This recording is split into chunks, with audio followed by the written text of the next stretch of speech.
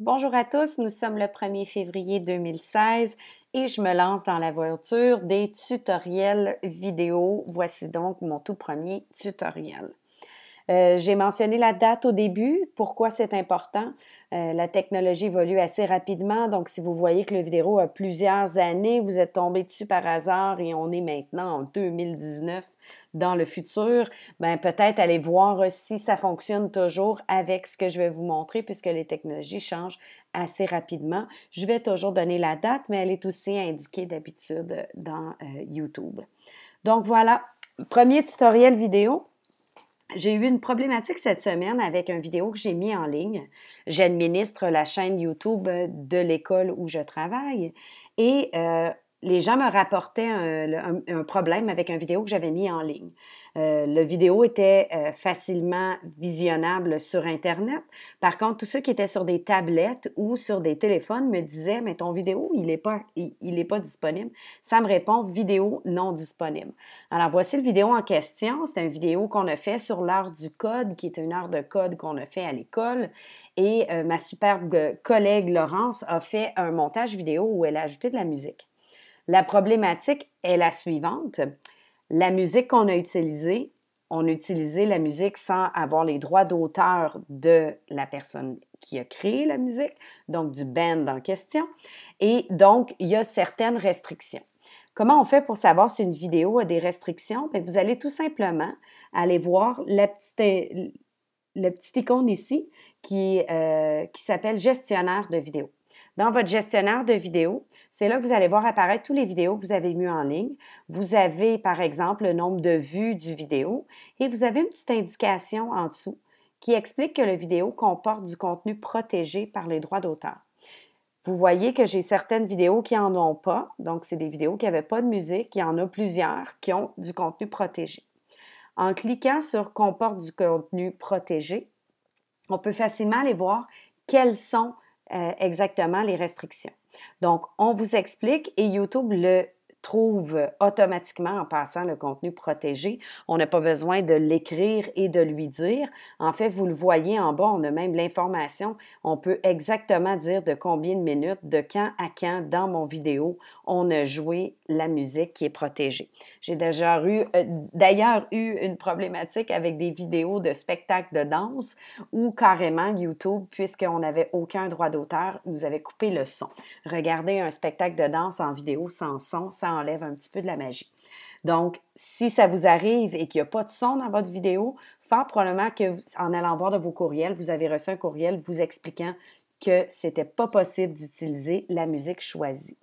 Donc ici, on nous explique les restrictions de visionnage. Ça va arriver certaines fois qu'on nous impose une restriction sur certains appareils. Ici, dans ce cas-ci, on nous imposait une restriction au niveau des téléphones mobiles, des consoles de jeux ou des décodeurs. Parfois, il n'y aura aucune restriction. Parfois, la restriction est complète. On n'a pas le droit du tout d'utiliser la musique et dans ces cas-là, la musique est automatiquement effacée du vidéo. On nous explique aussi les options de restriction en termes de monétisation. Qu'est-ce que c'est la monétisation? Bien, en fait, ce sont les pubs qui viennent avant ou pendant une vidéo. Les personnes qui ont une chaîne YouTube peuvent se générer des revenus en acceptant qu'il y ait des publicités sur leurs vidéos et c'est comme ça que les gens font de l'argent avec YouTube. Donc, la monétisation, je pourrais faire un tutoriel vidéo sur ça plus tard, d'expliquer les différents types, mais si vous avez du contenu protégé, donc de la musique à droit d'auteur, ça va probablement vous être impossible de générer des revenus pour cette vidéo-là. Donc, on a aussi la mention monétisée par le demandeur, ce qui veut dire que si vous utilisez la musique d'un chanteur ou d'un groupe dans votre vidéo, bien, s'il y a des pubs, l'argent va aller à cette personne-là. Donc, dans le cas ici, on a un groupe de musique qui peut recevoir l'argent des pubs pour notre vidéo. Donc, si on accepte ces conditions-là, on n'a rien d'autre à faire. La vidéo est en ligne, mais il faut savoir qu'elle n'est pas disponible sur certains appareils. Par contre, si on n'accepte pas les conditions, on a plusieurs choses qu'on peut faire. On peut refaire notre vidéo et changer la musique et choisir de la musique qui ne contient pas de restrictions. Comment on fait pour savoir? Mais si vous regardez ici, on a la bibliothèque audio de YouTube qu'on peut ouvrir. Donc, la bibliothèque audio, vous permet de faire de la recherche dans la musique gratuite et donc de télécharger des chansons qui pourraient accompagner votre vidéo et qui ne feraient aucune restriction finalement. Sinon, bien, vous avez de la musique avec des annonces autorisées, donc des musiques qu'on peut utiliser, mais que les frais payés par YouTube vont aller directement à l'auteur de la musique. On nous offre même une banque d'effets sonores qu'on peut rechercher pour ajouter tout à fait gratuitement à notre projet. On peut télécharger, si vous regardez sur le côté, la musique ici qui peut être téléchargée. Vous avez, ce ne sera pas long, ça s'en vient, une petite flèche ici pour carrément télécharger la musique et l'ajouter à notre vidéo.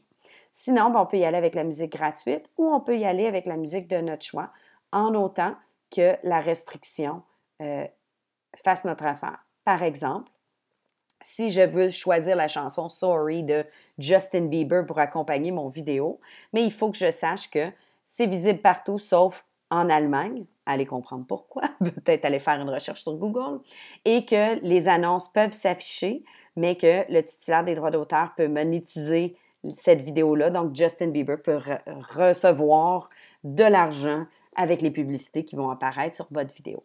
Donc, c'est un choix à faire selon ce qu'on décide de faire. Alors voilà.